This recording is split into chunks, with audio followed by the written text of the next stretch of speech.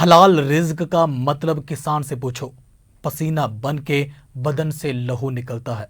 पसीना बन के बदन से लहू निकलता है। सत श्री अकाल जी, मैं इम्तियाज़ बराड़ ਅਤੇ ਚੜ੍ਹਦੀ ਕਲਾ ਟਾਈਮ ਟੀਵੀ ਦੇ ਸੋਸ਼ਲ ਮੀਡੀਆ ਪਲੇਟਫਾਰਮ ਦੇ ਉੱਪਰ ਤੁਹਾਡਾ ਸਾਰਿਆਂ ਦਾ ਸਵਾਗਤ ਹੈ।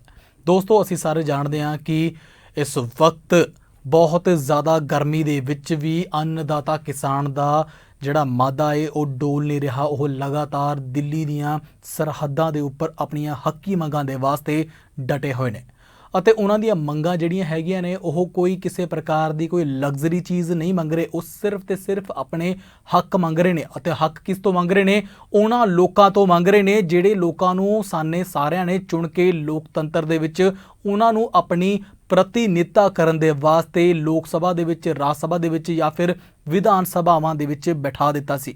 ਉਹਨਾਂ ਲੋਕਾਂ ਤੋਂ ਆਪਣਾ ਹੱਕ ਮੰਗਣਾ ਇਸ ਵਕਤ ਇੱਕ ਤਰੀਕੇ ਦੇ ਨਾਲ ਜਾਪ ਰਿਹਾ ਹੈ ਕਿ ਜਿਵੇਂ ਕਿ ਗੁਨਾਹ ਹੋ ਗਿਆ।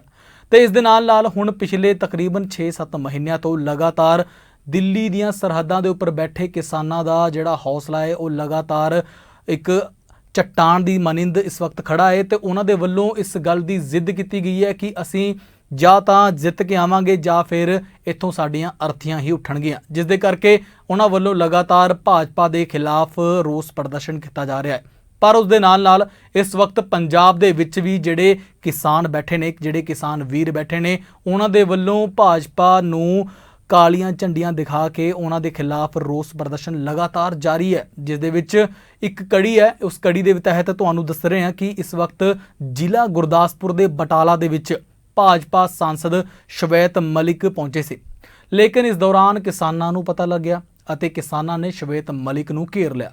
ਇਸ ਦੌਰਾਨ ਕਿਸਾਨਾਂ ਨੇ ਭਾਜਪਾ ਅਤੇ ਸ਼ਵੇਤ ਮਲਿਕ ਦੇ ਖਿਲਾਫ ਜੰਮ ਕੇ ਨਾਅਰੇਬਾਜ਼ੀ ਕੀਤੀ। ਸੂਤਰਾਂ ਤੋਂ ਮਿਲੀ ਜਾਣਕਾਰੀ ਦੇ ਅਨੁਸਾਰ ਭਾਜਪਾ ਸਾਂਸਦ ਸ਼ਵੇਤ ਮਲਿਕ ਬਟਾਲਾ ਦੇ ਵਿੱਚ RSS ਦੇ ਇੱਕ ਵੱਡੇ ਅਧਿਕਾਰੀ ਨੂੰ ਮਿਲਣ ਵਾਸਤੇ ਪਹੁੰਚੇ ਹੋਏ ਸੀ, ਲੇਕਿਨ ਇਸ ਦੌਰਾਨ ਕਿਸਾਨਾਂ ਨੂੰ ਸ਼ਵੇਤ ਮਲਿਕ ਦੇ ਬਾਰੇ 'ਚ ਪਤਾ ਚੱਲ ਗਿਆ ਅਤੇ ਕਿਸਾਨ ਇਕੱਠੇ ਹੋ ਗਏ ਅਤੇ ਸ਼ਵੇਤ ਮਲਿਕ ਨੂੰ ਘੇਰ ਲਿਆ। ਇਸ ਦੌਰਾਨ ਕਿਸਾਨਾਂ ਨੇ ਸ਼ਵੇਤ ਮਲਿਕ ਨੂੰ ਕਾਲੀਆਂ ਝੰਡੀਆਂ ਵੀ ਦਿਖਾਈਆਂ ਅਤੇ ਕਿਸਾਨਾਂ ਦਾ ਕਹਿਣਾ ਸੀ ਕਿ ਜਦੋਂ ਤੱਕ ਤਿੰਨੋਂ ਖੇਤੀ ਕਾਨੂੰਨ ਰੱਦ ਨਹੀਂ ਹੁੰਦੇ ਉਦੋਂ ਤੱਕ ਭਾਜਪਾ ਦੇ ਹਰ ਇੱਕ ਲੀਡਰ ਦਾ ਇਸੇ ਪ੍ਰਕਾਰ ਦੇ ਨਾਲ ਵਿਰੋਧ ਕੀਤਾ ਜਾਵੇਗਾ ਅਤੇ ਇਹਨਾਂ ਨੂੰ ਪਿੰਡਾਂ ਦੇ ਵਿੱਚ ਵੜਨ ਨਹੀਂ ਦਿੱਤਾ ਜਾਵੇਗਾ। ਉਹਨਾਂ ਦਾ ਕਹਿਣਾ ਸੀ ਕਿ ਜਦੋਂ ਵੀ ਭਾਜਪਾ ਦਾ ਕੋਈ ਲੀਡਰ ਪਿੰਡਾਂ ਅਤੇ ਸ਼ਹਿਰਾਂ ਦੇ ਵਿੱਚ ਕੋਈ ਵੀ ਪ੍ਰੋਗਰਾਮ ਕਰੇਗਾ ਤਾਂ ਕਿਸਾਨਾਂ ਦੇ ਵੱਲੋਂ ਉਹਨਾਂ ਦਾ ਵਿਰੋਧ ਕੀਤਾ ਜਾਵੇਗਾ। ਕਿਸਾਨ ਆਪਣੇ ਹੱਕਾਂ ਦੇ ਲਈ ਲੰਬੇ ਸਮੇਂ ਤੋਂ ਭਾਜਪਾ ਦੇ ਖੇਤੀ ਕਾਨੂੰਨਾਂ ਦਾ ਵਿਰੋਧ ਕਰ ਰਹੇ ਨੇ, ਲੇਕਿਨ ਕੇਂਦਰ ਦੀ ਮੋਦੀ ਸਰਕਾਰ ਆਪਣੀ ਜ਼ਿੱਦ ਤੇ ਅੜੀ ਹੋਈ ਹੈ। ਲੇਕਿਨ ਜਦੋਂ ਖੇਤੀ ਕਾਨੂੰਨ ਰੱਦ ਨਹੀਂ ਹੁੰਦੇ ਉਦੋਂ ਤੱਕ ਕਿਸਾਨ ਵੀ ਆਪਣੀ ਜ਼ਿੱਦ ਤੇ ਅੜੇ ਰਹਿਣਗੇ ਅਤੇ ਖੇਤੀ ਕਾਨੂੰਨ ਰੱਦ ਕਰਵਾ ਕੇ ਹੀ ਵਾਪਸ ਮੁੜਨਗੇ। ਹੁਣ ਇੱਕ ਪ੍ਰਕਾਰ ਦੇ ਨਾਲ ਕਹਾਂ ਤਾਂ ਉਹਨਾਂ ਦੇ ਵੱਲੋਂ ਕਿਸੇ ਵੀ ਪ੍ਰਕਾਰ ਦੀ ਕੋਈ ਜ਼ਿੱਦ ਨਹੀਂ ਕਹਿ ਸਕਦੇ ਇਸ ਚੀਜ਼ ਨੂੰ। ਉਹ ਜ਼ਿੱਦ ਜਿਹੜੀ ਕਰ ਰਹੇ ਨੇ ਉਹ ਇਸ ਪ੍ਰਕਾਰ ਦੇ ਨਾਲ ਕਰ ਰਹੇ ਨੇ ਕਿ ਆਪਣੀਆਂ ਜਿਹੜੀਆਂ ਉਹਨਾਂ ਦੇ ਵਜੂਦ ਦੀਆਂ ਜਿਹੜੀਆਂ ਧਰੋਹਰਾਂ ਨੇ ਉਹ ਹੈਗੀ ਆ ਖੇਤੀ, ਅਤੇ ਖੇਤੀ ਨੂੰ ਬਚਾਉਣ ਦੇ ਵਾਸਤੇ ਜਿਹੜੀ ਵੀ ਮੁਮਕਿਨ ਕੋਸ਼ਿਸ਼ ਹੋ ਸਕਦੀ ਹੈ ਉਹ ਲਗਾਤਾਰ ਕਰਨ ਲੱਗੇ ਹੋਏ ਨੇ, ਜੋ ਕਿ ਕਿਸੇ ਨਾ ਕਿਸੇ ਤਰੀਕੇ ਨਾਲ ਸਹੀ ਵੀ ਹੈ। ਤਾਂ ਆਓ ਸਭ ਤੋਂ ਪਹਿਲਾਂ ਤੁਹਾਨੂੰ ਤਸਵੀਰਾਂ ਦਿਖਾਉਣੇ ਆ ਮੌਜੂਦਾ ਸਥਿਤੀ ਦੀਆਂ।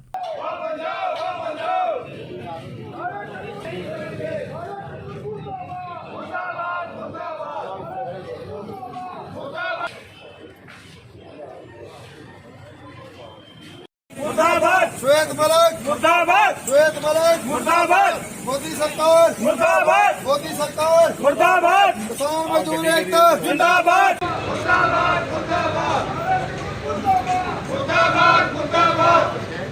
ਜਿਹੜਾ ਬੇਸ਼ਰਮ ਬੀਜੇਪੀ ਦੇ ਲੀਡਰ ਇੰਨੀਆਂ ਚੇਤਾਵਨੀਆਂ ਦੇ ਬਾਵਜੂਦ ਵੀ ਆਪਣੀਆਂ ਮੀਟਾਂ ਕਰਨ ਤੋਂ ਬਾਜ ਨਹੀਂ ਆਉਂਦੇ। ਇੱਥੇ ਸ਼ਵੇਤ ਮਲਿਕ ਆਇਆ ਸੀ ਬੀਜੇਪੀ ਦਾ, ਉਹ ਹੁਣ ਭੱਜ ਗਿਆ ਵਾ। ਅਸੀਂ ਇਹਦਾ ਵਿਰੋਧ ਕਰਨ ਵਾਸਤੇ ਇੱਥੇ ਆਏ ਆ ਔਰ ਅਸੀਂ ਇਹਨਾਂ ਨੂੰ ਚੇਤਾਵਨੀ ਦੇਣੀ ਚਾਹੁੰਦੇ ਆ ਕਿ ਆਪਣੀਆਂ ਮੀਟਿੰਗਾਂ ਬੰਦ ਕਰ ਦਿਓ ਜਿੰਨਾ ਚਿਰ ਕਾਲੇ ਕਾਨੂੰਨ ਰੱਦ ਨਹੀਂ ਹੁੰਦੇ।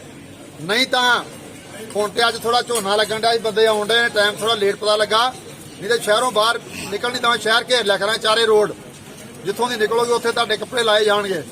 ਇਹ ਤੁਹਾਨੂੰ ਚੇਤਾਵਨੀ ਆ। ਸਾਡੇ MLA ਦਾ ਹਾਰ ਕਰ ਦੇਣਾ ਤੁਹਾਡੇ ਆਪਣੇ ਲੀਡਰ ਤੁਹਾਡੇ ਵਿਰੋਧ ਬੋਲਣ ਦੇ ਨੇ, ਉਹਨਾਂ ਦੀ ਸੁਣ ਲਓ ਕੋਈ। ਅਗਰ ਤੁਸੀਂ ਇੰਨੇ ਬੇਸ਼ਰਮ ਹੋ ਚੁੱਕੇ ਹੋ, ਤੁਸੀਂ ਇਹ ਸੋਚੋ ਮੋਦੀ ਦਾ ਜਿਹੜਾ ਚਿਹਰਾ ਵਾ ਉਹ RSS ਨੇ ਪਿੱਛੇ ਕਰ ਦਿੱਤਾ। ਹੁਣ ਇਸ ਕਰਕੇ ਅਸੀਂ ਚੇਤਾਵਨੀ ਦੇਣੀ ਚਾਹੁੰਦੇ ਆ ਕਿ ਇਹ ਮੀਟਿੰਗਾਂ ਬੰਦ ਕਰੋ ਜਿੰਨਾ ਚਿਰ ਕਾਲੇ ਕਾਨੂੰਨ ਰੱਦ ਨਹੀਂ ਹੋ ਜਾਂਦੇ। और ਆਪਾਂ ਦਾ ਵਿਰੋਧ ਕਰਦੇ ਰਵਾਂਗੇ ਔਰ ਵਿਰੋਧ ਇਹ ਉਗਰ ਵੀ ਹੋ ਸਕਦਾ। ਅੱਜ ਤਾਂ ਆਪਾਂ ਚਲੋ ਨਹੀਂ ਇੰਨਾ ਕੀਤਾ, ਇਹ ਅੱਜ ਵਾਰਨਿੰਗ ਆ ਕਿ ਬਟਾਲੇ ਦੁਬਾਰਾ ਮੀਟਿੰਗ ਹੋ ਗਈ, ਇਹ ਉਗਰ ਵਿਰੋਧ ਆਊਗਾ।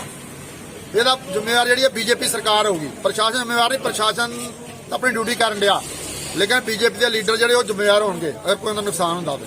ਕਿਹੜੀ ਜਥੇਬੰਦੀ ਤੁਹਾਡੀ? ਇਹਦੇ ਕਿਸਾਨ ਮਜ਼ਦੂਰ ਯੂਨੀਅਨ ਮਾਝਾ, ਗੁਰਮੀਤ ਸਿੰਘ ਪੰਜਾਬ ਕਿਸਾਨ ਯੂਨੀਅਨ, ਰੁੱਦੂ ਸਿੰਘ ਮਾਨਸਾ, ਕਿਸਾਨ ਸੰਘਰਸ਼ ਕਮੇਟੀ ਪੰਧੇਰ, ਇਹ ਸਾਰੀਆਂ ਜਥੇਬੰਦੀਆਂ ਜਿੰਨੀਆਂ ਲੋਕਲ ਨੇ। ਹੁਣ ਤੇ ਟਾਈਮ ਵੀ ਬਹੁਤ ਥੋੜਾ ਮਿਲਿਆ ਹੈਗਾ, ਨਹੀਂ ਤੇ ਮੈਨੂੰ ਨਿਕਲ ਨਹੀਂ ਦੇਣਾ ਸ਼ਹਿਰ ਦੇ ਚੋਂ ਬਾਹਰ। ਸੁਰਜੀਤ ਸਿੰਘ ਫੂਲ ਵਾਲੇ ਇਹ ਸਾਰੇ ਇੱਥੇ ਨੇ, ਕਿਰਤੀ ਕਿਸਾਨ ਯੂਨੀਅਨ। ਔਰ ਆਪਾਂ ਚੇਤਾਵਨੀ ਦਿੰਦੇ ਕਿ ਜਿਹੜਾ ਮੀਟਿੰਗਾਂ ਬੰਦ ਕਰੋ, ਨਹੀਂ ਤੇ ਹੁਣ ਜੱਟ ਝੋਨਾ ਲਾ ਕੇ ਵਿਹਲੇ ਹੋ ਗਏ ਨੇ, ਉਹ ਦੁਬਾਰਾ ਕੱਪੜੇ ਲਾਉਣਗੇ। ਤਾਂ ਦੋਸਤੋ ਹੁਣ ਤੁਹਾਨੂੰ ਇਸ ਵਕਤ ਕਹਾਣੀ ਦਿਖਾ ਰਹੇ ਸੀ ਪਹਿਲਾਂ ਬਟਾਲੇ ਦੀ, ਜਿੱਥੇ ਕਿ ਲਗਾਤਾਰ ਕਿਸਾਨਾਂ ਦੇ ਵੱਲੋਂ ਆਪਣੀ ਹੱਕੀ ਮੰਗਾਂ ਦੇ ਵਾਸਤੇ ਕੋਸ਼ਿਸ਼ ਕੀਤੀ ਜਾ ਰਹੀ ਸੀ ਅਤੇ ਸ਼ਵੇਤ ਮਲਿਕ ਨੂੰ ਘੇਰਾ ਪਾਇਆ ਗਿਆ ਸੀ। ਪਰੰਤੂ ਉਸ ਦੇ ਨਾਲ ਇਸ ਵਕਤ ਹੁਸ਼ਿਆਰਪੁਰ ਦੇ ਜਿਹੜੇ ਲੋਕ ਹੈਗੇ ਨੇ ਉਹ ਵੀ ਆਪਣੀ ਹੱਕੀ ਮੰਗਾਂ ਦੇ ਵਾਸਤੇ ਕਿਸਾਨ ਅੱਗੇ ਆਏ ਹੋਏ ਨੇ, ਜਿਸ ਦੇ ਚੱਲਦਿਆਂ ਉਹਨਾਂ ਦੇ ਵੱਲੋਂ ਵੀ ਬੀਜੇਪੀ ਦੇ ਜਿਹੜੇ ਆਗੂ ਹੈਗੇ ਨੇ ਉਹਨਾਂ ਨੂੰ ਲਗਾਤਾਰ ਘੇਰਾ ਪਾਉਣ ਦੀਆਂ ਜਿਹੜੀਆਂ ਤਜਵੀਜ਼ਾਂ ਨੇ ਉਹ ਲਗਾਤਾਰ ਜਾਰੀ ਨੇ। ਅੱਜ ਕੇਂਦਰੀ ਰਾਜ ਮੰਤਰੀ ਸੋਮ ਪ੍ਰਕਾਸ਼ ਹੁਸ਼ਿਆਰਪੁਰ ਦੇ ਰੈਸਟ ਹਾਊਸ ਦੇ ਵਿੱਚ ਪ੍ਰੈਸ ਕਾਨਫਰੰਸ ਕਰਨ ਦੇ ਵਾਸਤੇ ਪਹੁੰਚੇ ਸੀ, ਜਿਹਦੀ ਕਿ ਭਿਣਕ ਕਿਸਾਨਾਂ ਨੂੰ ਲੱਗੇ ਅਤੇ ਕਿਸਾਨ ਸੋਮ ਪ੍ਰਕਾਸ਼ ਦਾ ਵਿਰੋਧ ਕਰਨ ਦੇ ਵਾਸਤੇ ਉੱਥੇ ਪਹੁੰਚ ਗਏ। ਪਰ ਪੁਲਿਸ ਦੇ ਵੱਲੋਂ ਉਹਨਾਂ ਨੂੰ ਰਸਤੇ ਦੇ ਵਿੱਚ ਹੀ ਰੋਕ ਲਿਆ ਗਿਆ, ਜਿੱਥੇ ਕਿ ਕਿਸਾਨਾਂ ਦੇ ਵੱਲੋਂ ਸੋਮ ਪ੍ਰਕਾਸ਼ ਦਾ ਪੁਤਲਾ ਸਾੜ ਕੇ ਨਾਅਰੇਬਾਜ਼ੀ ਵੀ ਕੀਤੀ ਗਈ।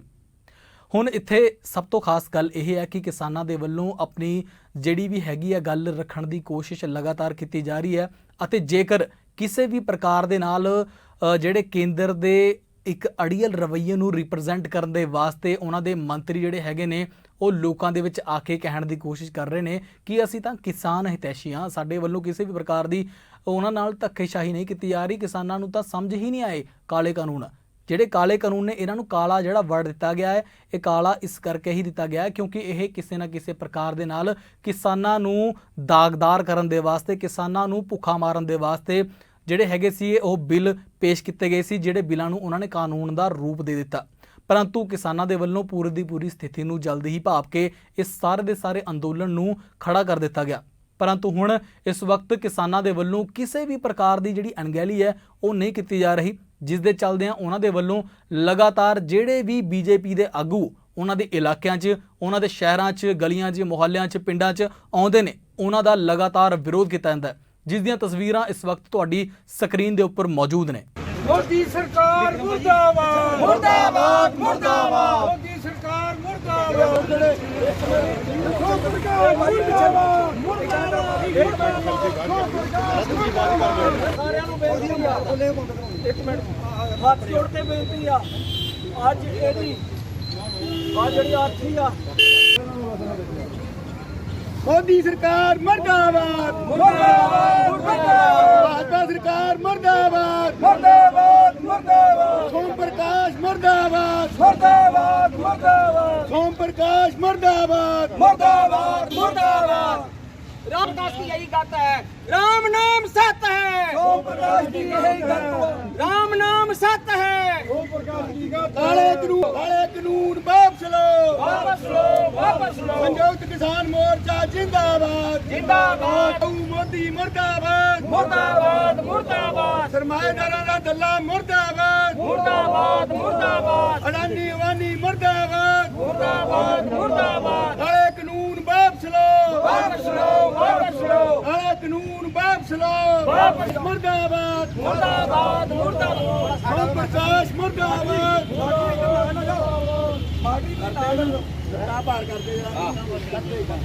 जिंदाबाद जिंदाबाद जिंदाबाद, काले कानून वापस लो वापस लो वापस लो काले कानून वापस लो वापस लो वापस लो, और एसएस मोदी दा गुंडागर्दी नहीं चलेगी नहीं चलेगी नहीं चलेगी और एसएस मोदी गुंडागर्दी नहीं चलेगी नहीं चलेगी नहीं चलेगी अंबानी अंडानी की गुंडागर्दी नहीं चलेगी नहीं चलेगी नहीं चलेगी सोम प्रकाश की गुंडागर्दी नहीं चलेगी नहीं चलेगी नहीं चलेगी।